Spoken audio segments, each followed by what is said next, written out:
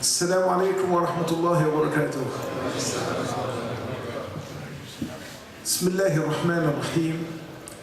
إن الحمد لله نحمده سبحانه ونستعينه ونستهديه ونستغفره ونعوذ بالله من شرور أنفسنا ومن سيئات أعمالنا. إنه من يهده الله فلا مضل له ومن يضلل الله فلا هادي له ولن تجد له وليا مرشدا. أشهد أن لا إله إلا الله وحده لا شريك له وأشهد أن محمدا عبده ورسوله. اللهم صل على محمد النبي وأزواجه أمهات المؤمنين وذريته وآل بيته كما صليت ربنا على آل إبراهيم إنك حميد مجيد. وارض اللهم عن أصحاب نبيك أجمعين وعنا معهم برحمتك يا أرحم الراحمين. ثم أما بعد فإنني أحمد الله تعالى أن أجلسنا هذا المجلس في هذا المكان في هذا اليوم. تعلمون في هذه اللحظات يعبث العابثون ويمجن الماجنون ويفسق الفاسقون ويركض الراكضون خلف شهواتهم وخلف أهوائهم، لكن الله جل وعلا اصطفى من بين هؤلاء جميعا من أجلسهم مجالس الكرامة في بيوت الكرامة لكي ينزلهم منازل الكرامة إن شاء الله. وتعلمون أنه إذا أردت أن تعرف من الله مقامك فانظر فيما أقامك. إذا أقامك على طاعة على ذكر على عبادة فهذه آية إن شاء الله على كرامتك على ربك. نعم. وإن أقام آخرين على فجور وعلى فسوق وعلى معصية لله عز وجل فتلك أيضا آية على هوانهم على الله سبحانه وتعالى وعلى سقوطهم من عينه. إذا أردت أن تعرف من الله مقامك فانظر فيما أقامك. فالحمد لله الذي اختارنا واصطفانا في هذه اللحظات التي يغفل فيها الغافلون ويسهو فيها الساهون. اصطفانا كي يجلسنا في مجالس الكرامة وفي بيوت الكرامة لكي ينزلنا منازل الكرامة إن شاء الله. نترجم هذه المقدمة ثم نتابع إن شاء الله. In the name of Allah subhanahu wa ta'ala, the most merciful, the bestower of mercy, after praising Allah Azza wa Jal in the manner that is befitting of Him and sending His prayer and His salutations and peace upon the final messenger Muhammad sallallahu alayhi wa sallam, the Shaykh Hafidullah begins by praising Allah subhanahu wa ta'ala for enabling us to sit in the likes of this gathering. For Allah Azza wa Jal has chosen to bring us here in this circle together, and He is the one that decided and privileged us to be here, while those outside are doing what they're doing, pursuing what they're pursuing, chasing after their low-based desires as they chase. And yet Allah Azza wa Jal, in the middle of all of that, chose to honor us with the likes of these gatherings by bringing us into the likes of these seats of honor so that He may deliver us, insha'Allah. That is our expectation of Him. Deliver us to a destination where He will honor us further. And that's why they used to say that if you wish to know your status in the sight of Allah, then check where is it that Allah has stationed you. Where He has stationed you is an indication of your status in His sight. So when Allah subhanahu wa ta'ala has stationed you in a place that is noble and honorable, then that is indicative. That tells you that you are noble and honorable in His sight. And that is a sign that must be recognized from Allah Azza wa Jal in you, about you.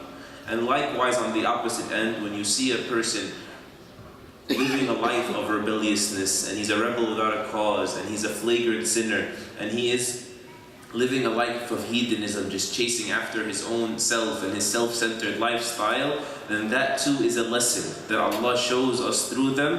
It was out of their insignificance in the sight of Allah that He stationed them there. So we thank Allah for that, stationing us in the station of honor. And with that introduction, we can move on now into the subject of today's lesson.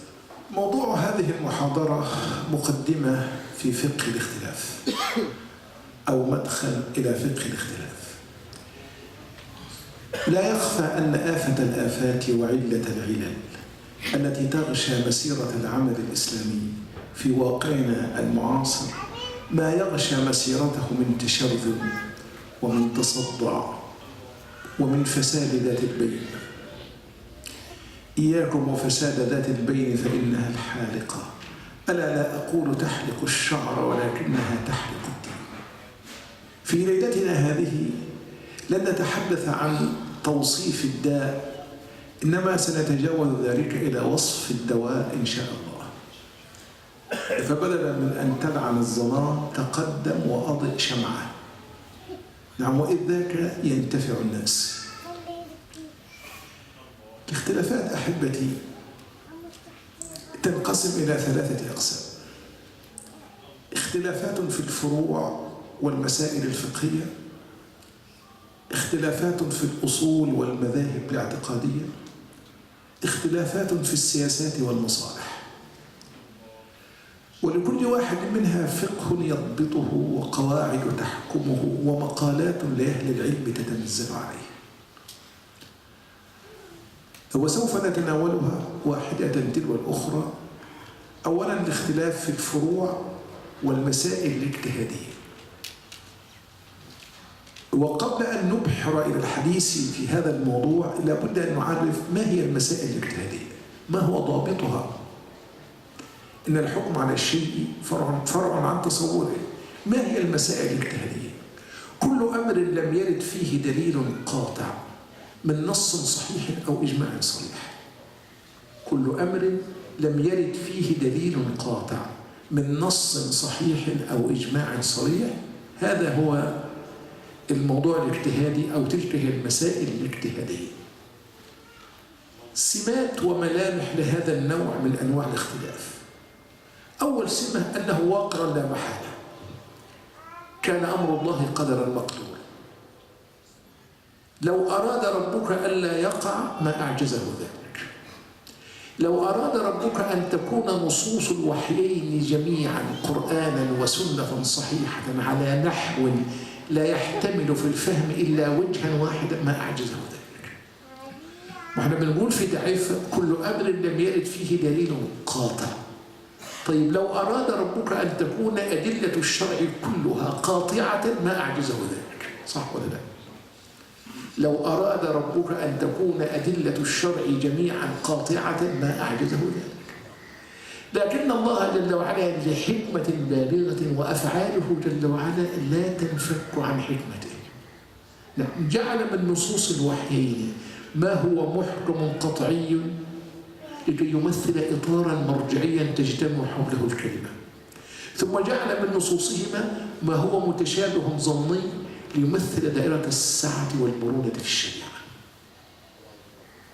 نعم، ولله الحكمة البالغة في كل ما قضى وفي كل ما أنزل وفي كل ما قدر جل جلاله.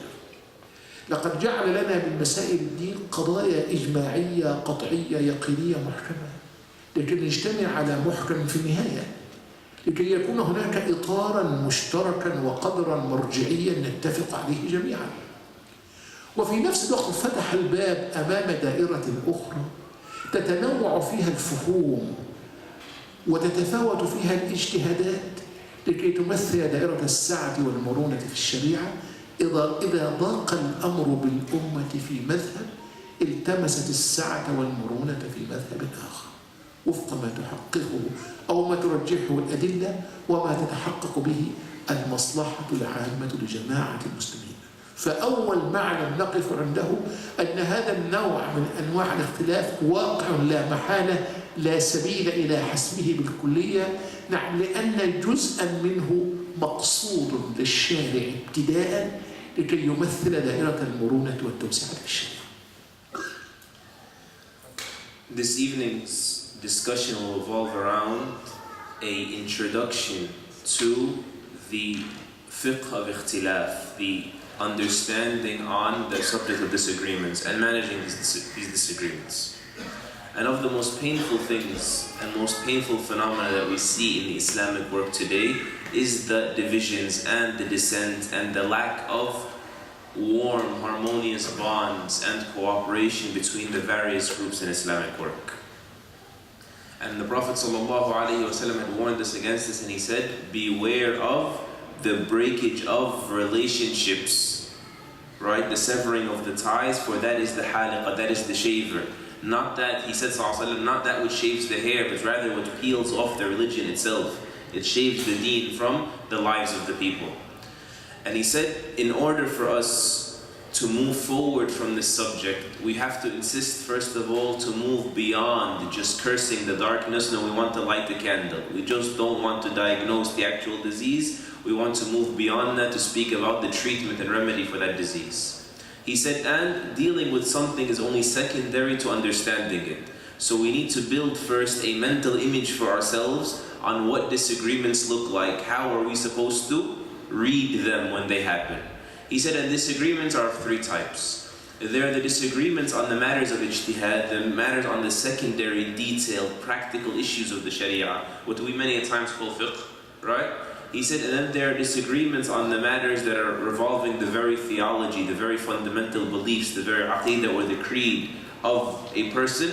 He said, and the third type is the type of a siyasa shar'iyya, the matters that are involved with judgment calls, right? Discretion, applying the general principles on particular incidents.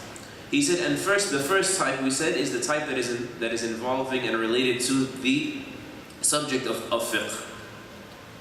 And this is the ikhtilaf, these are the differences that occur in the matters of ijtihad. Ijtihad meaning they're subject to scholarly discourse with regards to their meanings, their interpretations. Each scholar would exert their effort, this is the meaning of ijtihad, to understand the subject, sometimes, many a times in a different way. So basically, what are these matters? How do we recognize something that it's a matter of ijtihad, it's open to ijtihad? These are the matters of the deen that are not governed by a decisive text, nassun qati', a definitive text. And he said a definitive text is a text of the Quran or the authentic Sunnah that cannot be interpreted except in one way. It cannot possibly mean anything else. He said, or an ijma', a confirmed agreement. So any matter that's not governed by a definitive, clear-cut, decisive text and not close the discussions forward by way of ijma' and agreement of the scholars, then this is of the matters of ijtihad. And Allah subhanahu wa ta'ala, from His wisdom, He destined, and this is of the signs of a fiqh difference, that it has to happen. If Allah wanted, he says it's very important to keep this in mind. If Allah wanted, He could have made all the texts of the Quran and the authentic Sunnah only carry the potential for one interpretation. But Allah only destines things for a wisdom. It's always paired with His wisdom. And so He destined that there be certain matters that are clear, cannot be defined any other way.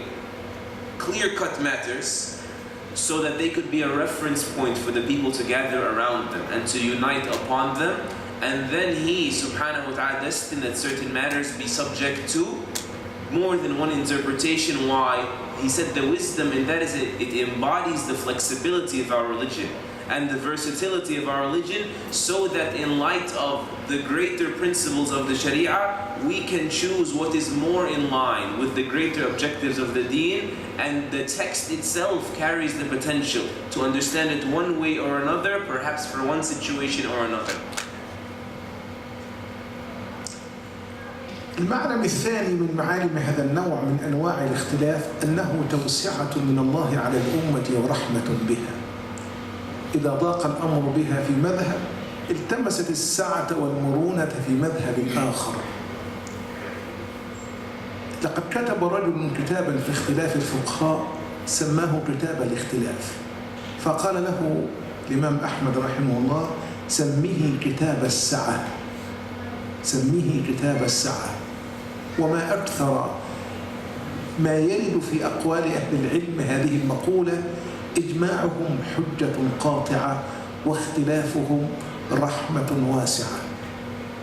نعم، ما يسرني هذه كلمة عمر بن عبد العزيز، كان يقول: ما يسرني أن أصحاب رسول الله لم يختلفوا، لأنهم إذا اجتمعوا على قول فخالفهم رجل كان ضالا، أما إذا اختلفوا فأخذ رجل بقول هذا وأخذ رجل بقول هذا وجد أن في الأمر سعة. ومن المعالم أيضا أن أهله في دائرة الرحمة. الخلاف في حد ذاته هذا النوع من أنواع الاختلاف إذا وضع في سياقه الصحيح فهو باب من أبواب التوسعة والرحمة، وأهله في دائرة الرحمة كذلك. تجدون أن الله تعالى قسم الناس إلى قسمين: إلى مختلفين ومرحومين.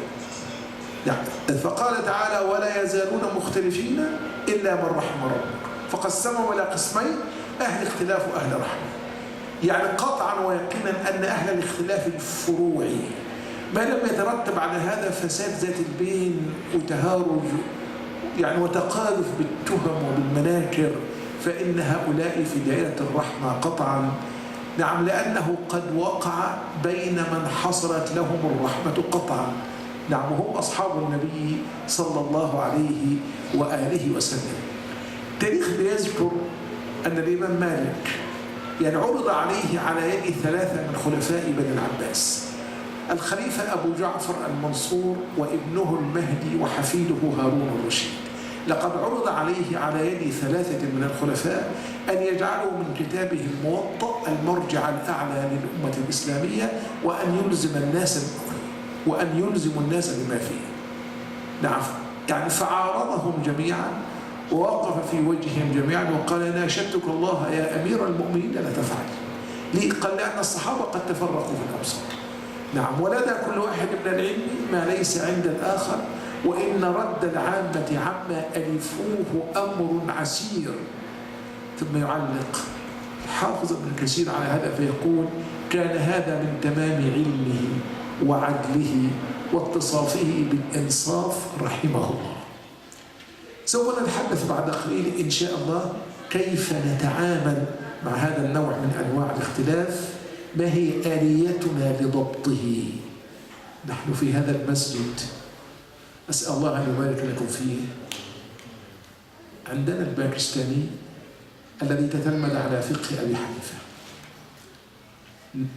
وعندنا من قدم من الشمال الأفريقي، إخواننا أهل المغرب وأهل الجزائر وأهل تونس، من تتلمذ على فقه مالك بن أنس رحمه الله.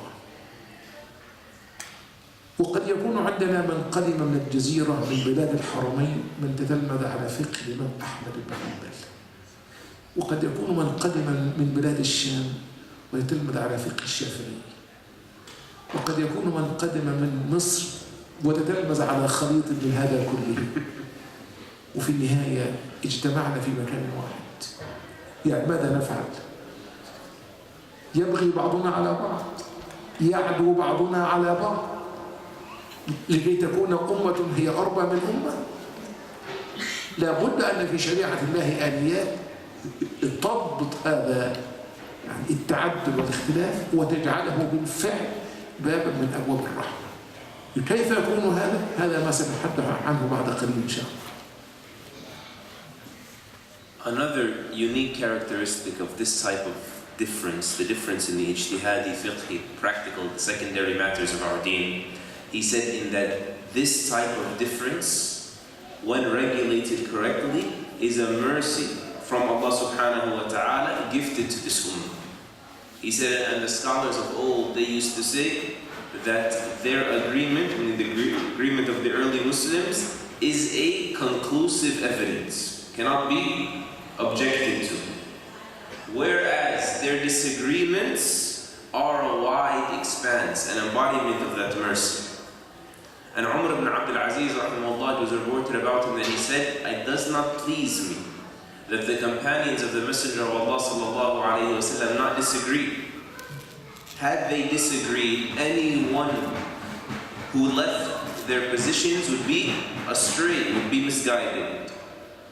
But this way the people have an expanse. And Imam Ahmad rahimahullah found a man who wrote a book about this subject, al-ikhtilaf, disagreements.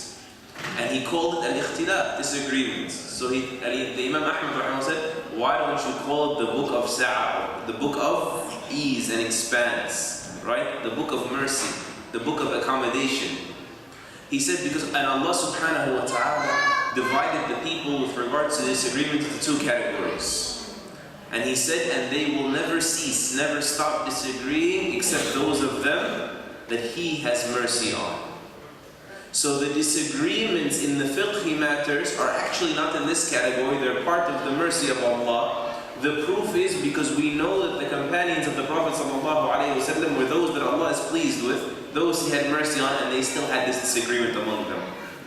So what we are to keep this in mind, and he says, and the deen of Allah subhanahu wa ta'ala must have placed for us a way to manage the many differences we see all over. He says, for example, you have people in this gathering today, may Allah bless this gathering for you, he says, from the Asian subcontinent that were raised and accustomed to the fiqh of Abu Hanifa rahimahullah. And you have people in this gathering from parts of northern Africa like Morocco and Algeria and Tunis that were accustomed and habituated upon the fiqh, the positions of Malik ibn Anas rahimahullah. And you may have people here from a place like the Arabian Peninsula who were raised and accustomed to the opinions of Ahmad ibn Hanbal rahimahullah, Imam Ahmad. And you may have someone here from the lands of Egypt that received the whole blend, the whole mix of all of that together. And now we're all here in front of each other. How in the world do we figure this out? What to do? How do we move forward from here?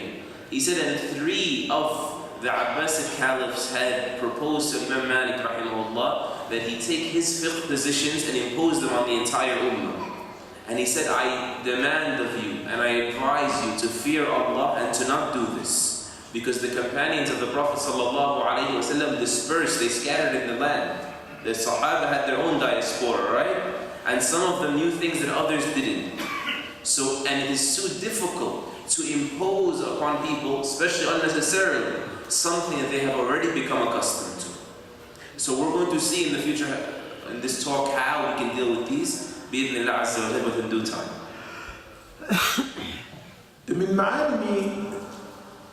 من معالم ذلك النوع من أنواع الاختلاف عدم تأثير المخالف.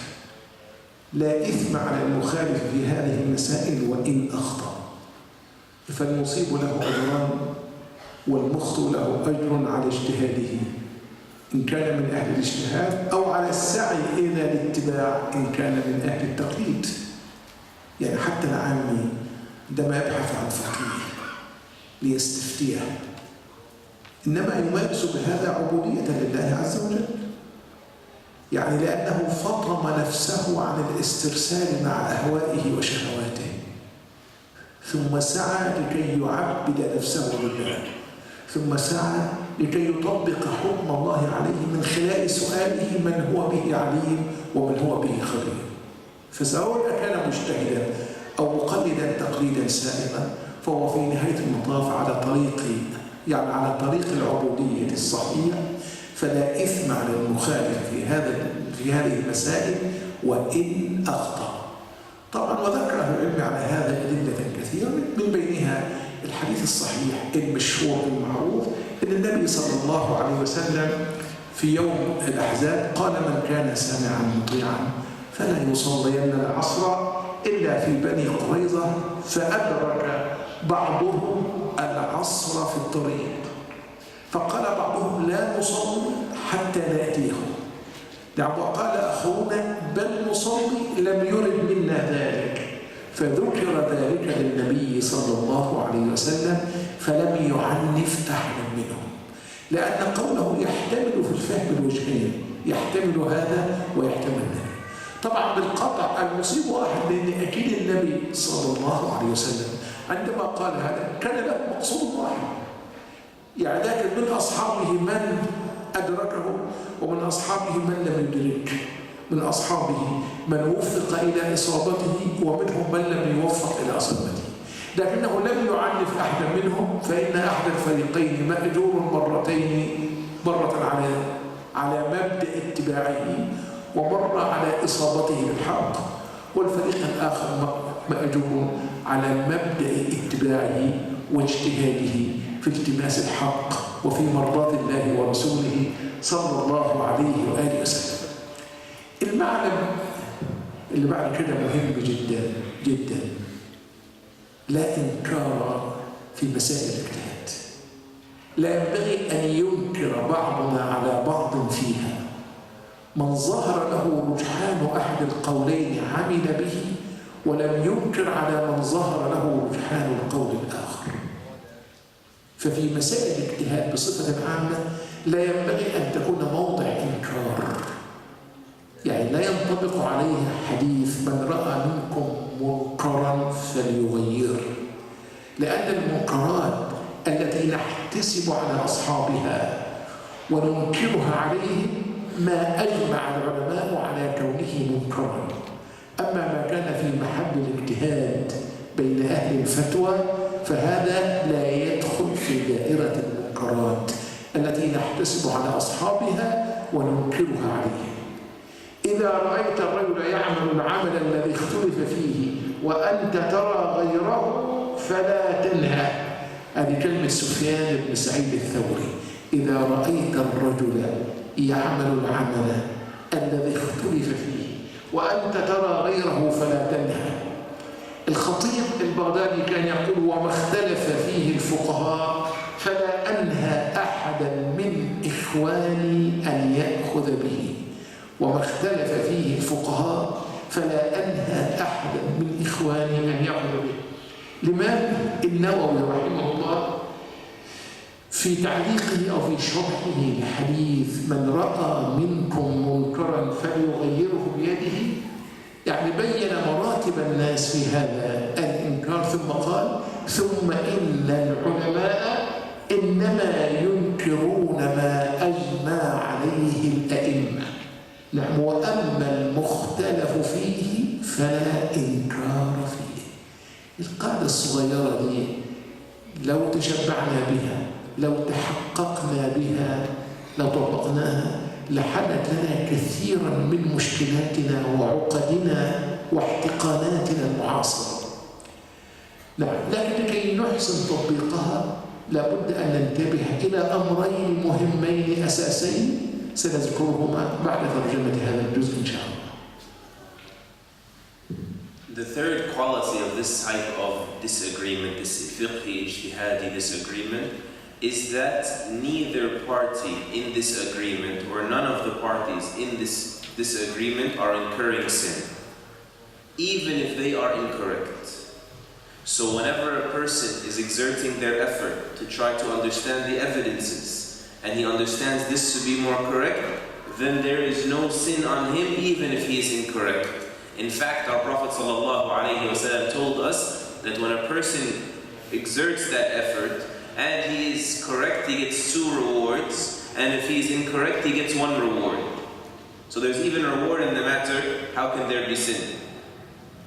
He said, and even the person that is not a scholar, that is studying the evidences, but rather someone trying to find the scholar that can answer his question for him, even he is subject to this reward, and he qualifies for this bonus from Allah subhanahu wa ta'ala, because this is a person doing what's within his capacity. If it's not research, it's pursuing those that can research, because this person has done an act of worship in depriving himself of what he desires and what his whims are inclined to, and rather he pursues those that he believes have the ruling of Allah subhanahu wa ta'ala. And of course this stands and must be understood with regards to every single subject that is not agreed upon, meaning it has the potential to be understood in more than one way. And he gives the example of the hadith where the Prophet ﷺ said to the companions, whomever will hear me and obey me, listen to these instructions, let no one of you pray Asr except in the lands, the territories of Banu Qurayza. So the Sahaba, they raced forward, and the Asr time coincided with the middle of their journey, not the end. So some of them said, we must pray Asr now. Others said, no, we must pray Asr over there. The first group said, no, the Messenger of Allah didn't mean don't pray Asr, meaning even pray it that late at the end of it. He meant hurry and get there. So some prayed in the middle of the road, some took it literally and said, no, we're going to pray regardless of what time, only in Banu Qurayza. And when they got to the Prophet ﷺ, he did not censure either of them. He did not scold either of them. Why? Because his statement, whoever will hear me and obey me, only pray Asr Banu Qurayza, carries the potential for both of those implications. So this is the third quality, that a person does not incur sin in the likes of these matters. The fourth is that a person is not allowed to denounce the other position, the opposing position, in the likes of these disagreements. And he mentions that the hadith of the Prophet ﷺ, whoever of you sees something wrong, sees an evil, let them denounce it. This does not apply here. this does not apply here. Rather, the scholars understood this to apply in the matters which them being wrong is agreed upon between them. And he mentioned that Sufyan al-Thawri, rahimahullah, he used to say, whatever there is a disagreement upon, I do not forbid my brothers in doing. And Al-Khatib al-Baghdadi, rahimahullah, he himself used to say what the scholars, the jurists, have debated regarding is controversial among them, then I do not prohibit the people from doing. And An-Nawawi, rahimahullah, also, he was of those that said, when he was explaining the hadith, whoever of you sees an evil, he must change it. He said, but this does not apply to the subject over which they differed. For whatever is differed upon, there is no denunciation in. Meaning you don't criticize someone and you scold them and you make an accusation against their religious commitment in the likes of these subjects. He said, if we could just internalize this very important quality of that khilaf, a very important characteristic of this type of disagreement, it would solve many of the problems and resolve many of the disputes and remove many of the hard feelings between those that differ in the Islamic world today.